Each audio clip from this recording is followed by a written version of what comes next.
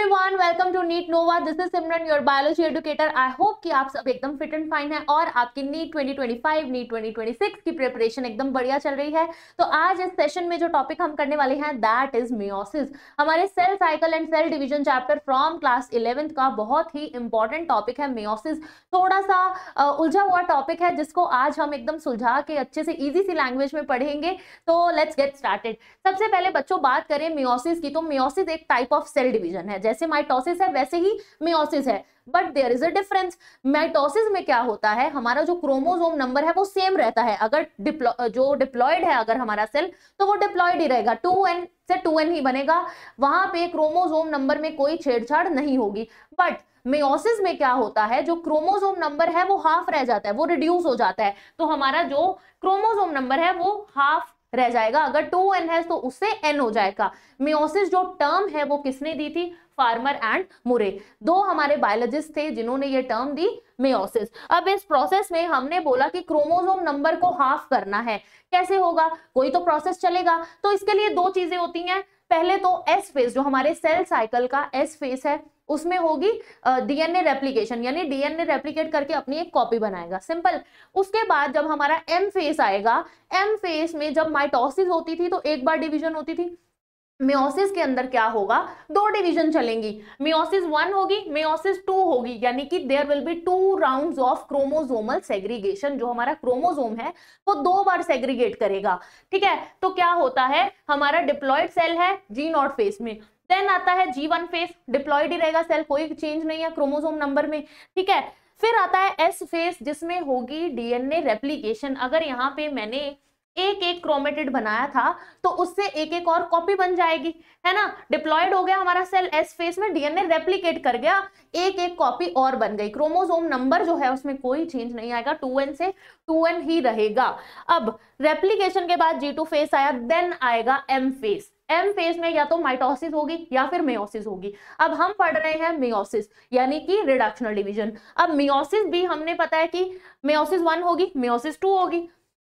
M phase के बाद आएगी हमारी मियोसिस 1, और मियोसिस 1 में जो भी सेल बनेंगे वो आगे एंटर कर जाएंगे मियोसिस 2 में, यानी उनके अंदर मियोसिस 2 वाला प्रोसेस चलेगा। अब हर मियोसिस डिवीजन में 4 फेज आएंगे, यानी मियोसिस 1 के भी 4 फेज हैं, मियोसिस 2 के भी 4 फेज हैं। वो 4 फेज कौन से हैं? Prophase 1, metaphase 1, anaphase 1, telophase 1 meiosis 1 में, और उसी तरह prophase 2, metaphase 2, anaphase 2, telophase 2 meiosis 2 में। क्लियर है? चारों फेज वही जैसे हम माइटोसिस में पढ़ते हैं।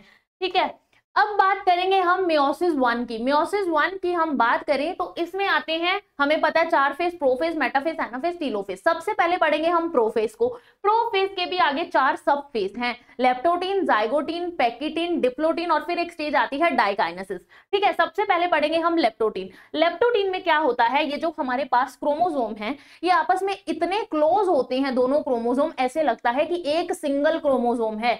तो यानी कि ऐसा लगता है कि मतलब एक ही क्रोमोसोम की दो क्रोमेटिड्स हों। ये मेरे पास सपोज एक क्रोमेटिड है और ये दूसरी क्रोमेटिड है। क्लियर?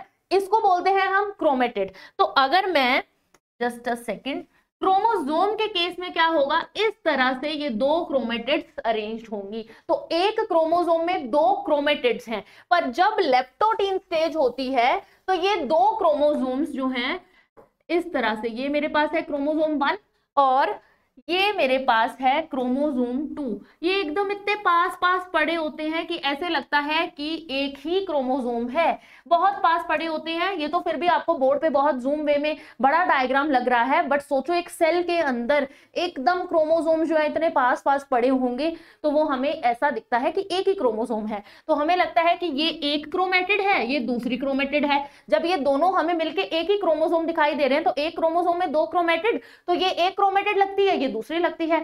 इसी चीज को हम बोल देते हैं डाइयाड। क्लियर है? जब दो अलग अलग क्रोमोसोम एक क्रोमोसोम जैसा दिखे उस स्टेज को हम बोलते हैं डाइयाड, और ये कब दिखता है हमें? Leptotene stage of prophase 1। Clear है इतना? चलो, इस स्टेज को हम बुके स्टेज भी बोल देते हैं। आगे आती है हमारे पास जाइगोटीन स्टेज। जाइगोटीन स्टेज में क्या होगा, इनके अंदर होगी साइनेप्सिस। साइनेप्सिस में बच्चों क्या होता है कि दोनों जो हमारे होमोलोगस क्रोमोसोम है, ये जो दो क्रोमोसोम है एक ही सेल के अंदर, ये आपस में है होमोलोगस। इनके अंदर क्या होगी? पेयरिंग होगी, इस तरह से पेयरिंग होगी।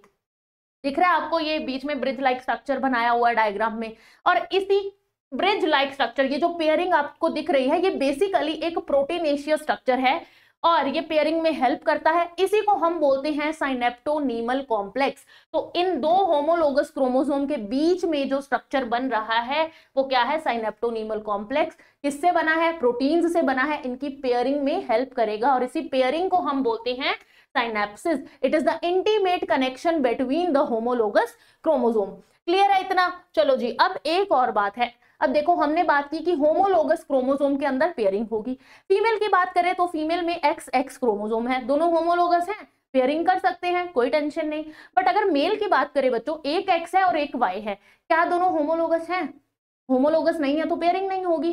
तो क्या मेल के अंदर ये प्रोसेस चलेगा ही नहीं? तो मेल में बच्चों एक X है एक Y है, but they have some reason, एक थोड़ा सा उनके अंदर एरिया ऐसा होता है जहां पे होमोलोगी प्रेजेंट है, जिस एरिया में वो दोनों सिमिलर हैं। तो उस छोटे से एरिया में ही क्या होगी, पेयरिंग होगी, और ये प्रोसेस जो है मियोसिस का प्रोसेस उनके अंदर भी चलता है। चलो जी, आगे आती है स्टेज पैकिटीन स्टेज। अब हमने जाइगोटीन में बात की कि हमारे पास क्या बना, साइनेप्टोनीमल कॉम्प्लेक्स। अब पैकिटीन स्टेज में जो एक बहुत इंपॉर्टेंट काम होना है वो है क्रॉसिंग ओवर। जहां पे हमारे पास ये साइनेप्टोनीमल कॉम्प्लेक्स बना था, वहां पे ये जो क्रोमेटिड है वो आपस में क्या हो जाएंगी, क्रॉस कर जाएंगी, इस तरह से एक दूसरे के ऊपर क्रॉस कर जाएंगी। ठीक है, जिस पोर्शन में ये क्रॉस हुई, यहाँ पे जो जीन्स प्रेजेंट थे वो भी इंटरचेंज हो गए। जो इस क्रोमेटिड के पास जीन्स थे वो इधर चले गए, आधे इसके वाले हो गए, आधे इसके हो गए। अब ये प्रोसेस कैसे होगा समझो। सपोज ये था मेरे पास मेरा पहला क्रोमोसोम, जिसके अंदर दो क्रोमेटिड थी, जिसको मैंने रोमन नंबर में 1 और 2 से रिप्रेजेंट किया है। क्लियर? तो व्हाइट वाला जो है वो दो क्रोमेटिड है एक ही क्रोमोसोम की, जो मेरा क्रोमोसोम 1 है। क्लियर? और ये जो येलो वाला है ये था मेरा दूसरा क्रोमोसोम और इसकी ये दोनों क्रोमेटिड। अब समझो बच्चे, इनमें हुई क्रॉसिंग ओवर, मतलब यहां पे मैंने ये बनाया था कि इधर जो है क्या हो गई, क्रॉसिंग ओवर। वो क्रॉसिंग ओवर आप यहां इमेजिन करिए कि ये इधर और ये इधर क्रॉस बन रहा है। क्रॉसिंग ओवर के बाद क्या होगा, आप नीचे देखिए, आफ्टर क्रॉसिंग ओवर, यहां पे तो कोई क्रॉसिंग ओवर नहीं हुई पहले क्रोमेटिड में, वो एज इट इज पड़ी है। ना ही मेरी इस लास्ट वाली क्रोमेटिड, जो सेकंड क्रोमोसोम की दूसरी क्रोमेटिड थी, वहां भी कुछ नहीं हुआ, वो भी वैसी की वैसी। इनके मैंने जीन्स रिप्रेजेंट किए थे ए बी कैपिटल में, जो मेरा पहला क्रोमोसोम था, और जो दूसरा क्रोमोसोम था उनमें स्मॉल बी। क्लियर?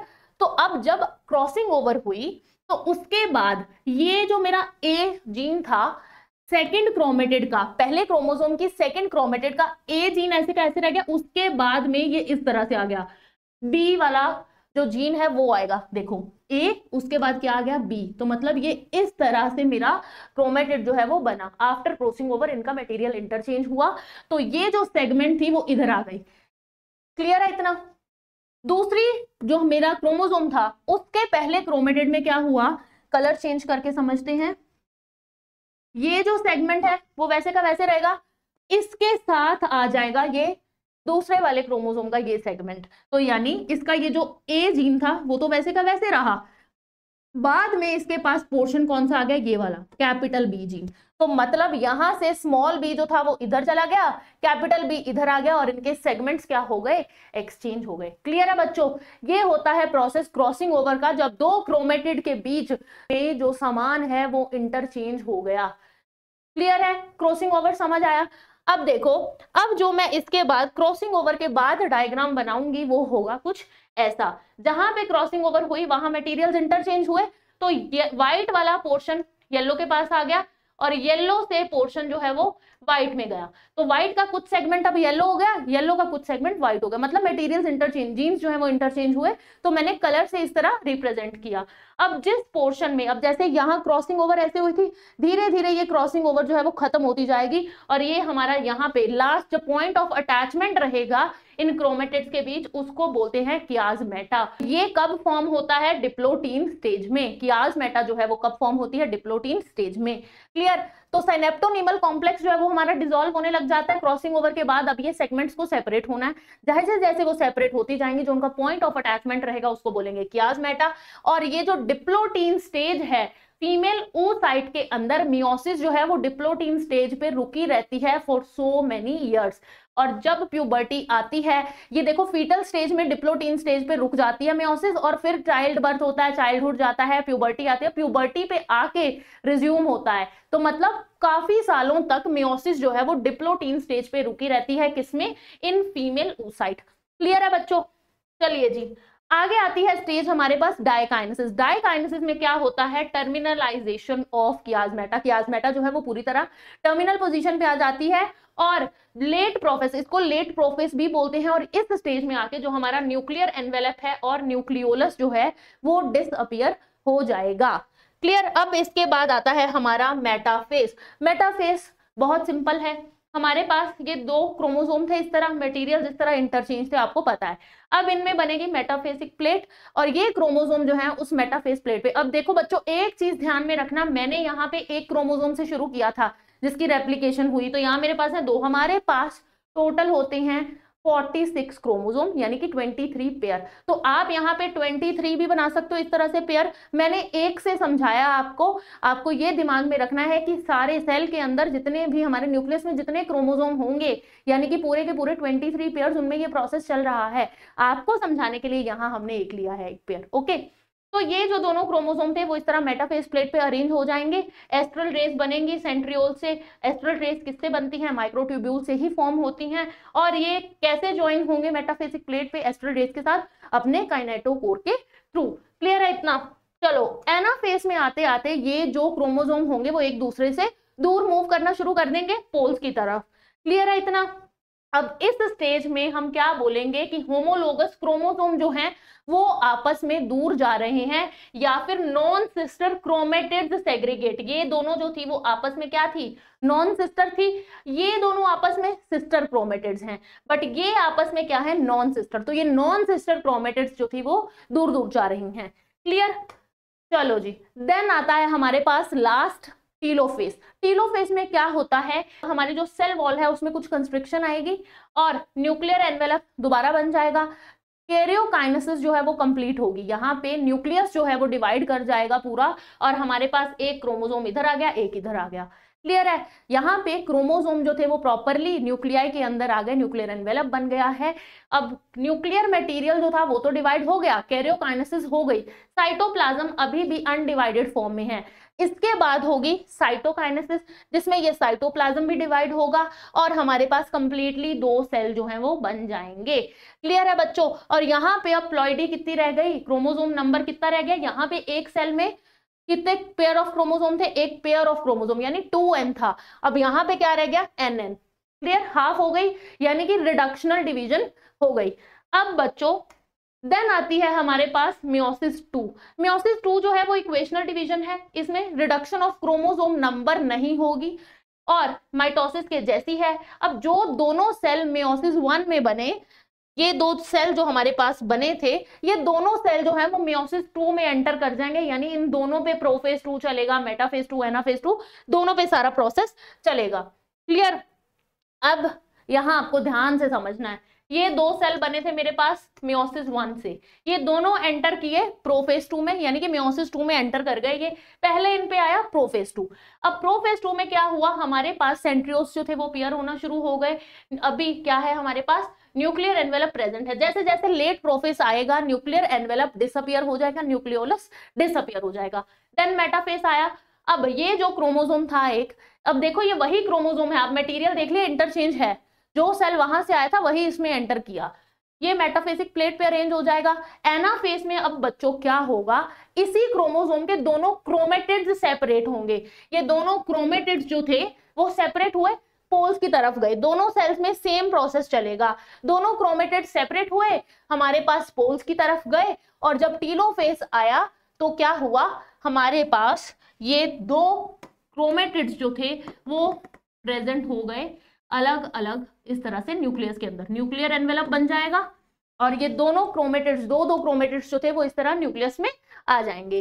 देन आएगा टीलोफेज के बाद साइटोकाइनेसिस। साइटोकाइनेसिस में साइटोप्लाज्म भी डिवाइड कर जाएगा, प्रॉपर सेल वॉल बन जाएगी न्यूक्लियस के अराउंड, और हमारे पास 4 सेल बन जाएंगे, और इन चारों सेल में इस तरह से एक एक क्रोमेटिड जो है वो प्रेजेंट होगा।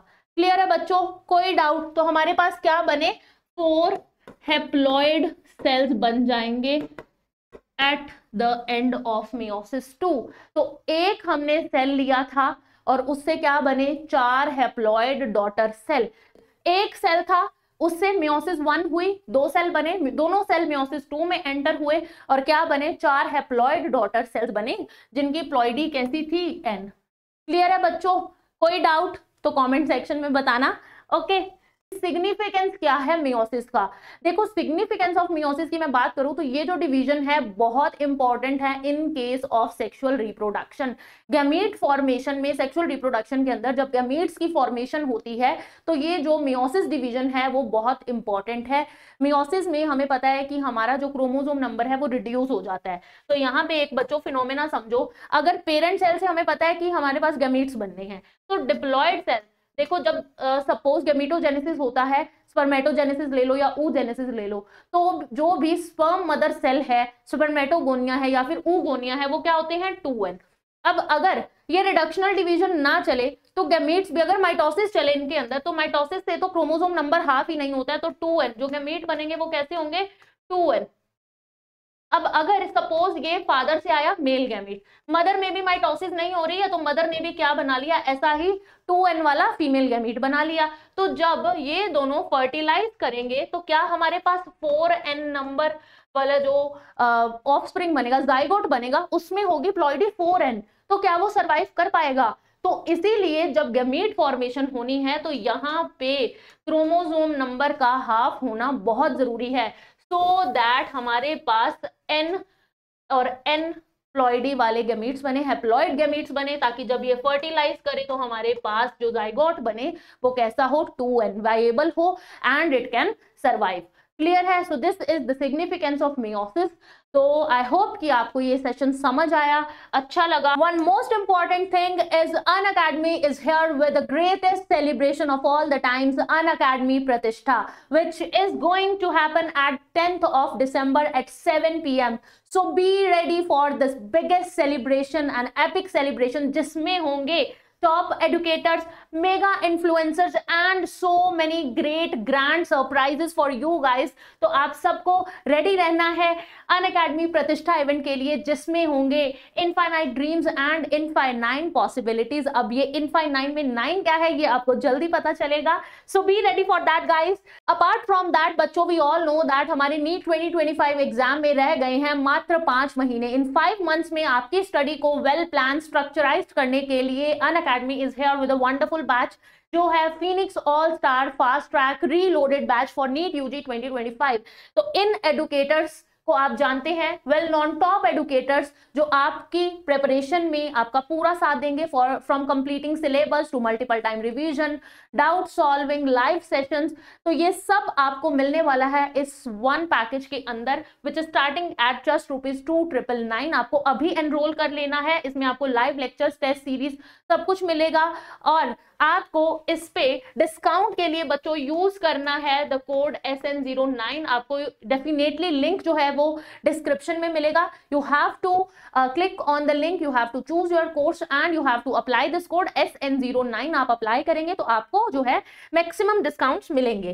Then if you are preparing for NEET UG 2027, then आपके लिए है निम्बस अचीवर्स बैच, जिसमें होंगे 1450 plus live lectures, 14 plus test, and this course is just ₹9,999। Again use the code SN09 for getting the benefits, getting discounts। ये सारे top educators आपको पढ़ाएंगे आपकी नीट यूजी 2027 की। अब आप एक अर्ली अचीवर हो, आपने अभी से पढ़ना शुरू किया है, अभी से ड्रीम देखा है नीट 2027 का, तो आपके इस ड्रीम को फुलफिल करने के लिए अनअकैडमी की ये टीम आपके साथ है। आपकी प्रिपरेशन को एकदम अच्छा एलिवेट बनाया जाएगा। सो परचेज योर सब्सक्रिप्शन एंड अपनी स्टडी पे फोकस रखो। सो आई होप कि आपको सेशन अच्छा लगा, समझ आया, और अगर सेशन अच्छा लगा हो बच्चे तो सेशन को कर दो लाइक और शेयर कर दो अपने फ्रेंड्स के साथ। सब्सक्राइब कर लो चैनल को नीट नोवा बाय अनअकैडमी, ताकि और आपको नीट रिलेटेड कंटेंट जो है आपकी प्रिपरेशन के लिए मिलता रहे। तो मिलते हैं बच्चों अगले सेशन में। Till then take care, bye bye.